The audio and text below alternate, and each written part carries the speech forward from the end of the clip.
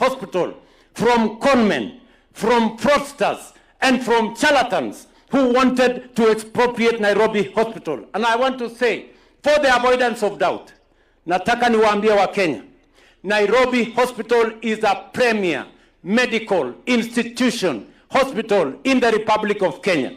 In fact, it serves the region. There is no way I am going to allow Nairobi Hospital to be taken over, taken hostage by charlatans, by conmen, by fraudsters.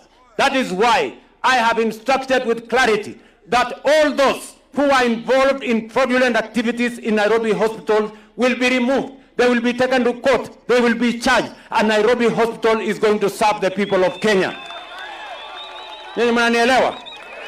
I want to tell the brainless opposition, find something else to do. Wachana na Nairobi Hospital. Nyinyi hamujui chochote, akili yenu iko chini sana. Sio kama tunaelewana bwana. Sasa mnaenda kukimbia maneno ya Nairobi Hospital hata hamujui nini inaendelea. Sikizeni madaktari wa Nairobi Hospital watawaeleza, wacheni upuzi. Ama namna gani my friends?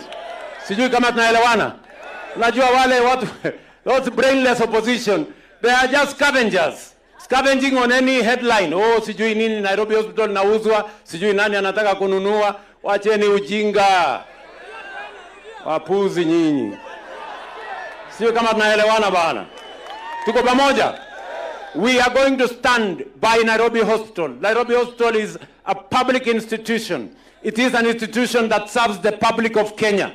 And we are going to defend the right of Nairobi Hospital to exist. We are going to protect Nairobi Hospital from charlatans and crooks and conmen and fraudsters. And we are going to stop at nothing until we make Nairobi Hospital what it always has been, the premier hospital in the Republic of Kenya. Tumeelewana jameni bwana? Mount Elgon hoye. Tumekubaliana ama hatujakubaliana? Tumekubaliana? Si ndio? Na msikuwe na wasiwasi, hawa watu wa opposition na akili yao iko chini. Wale hawana mpango bwana.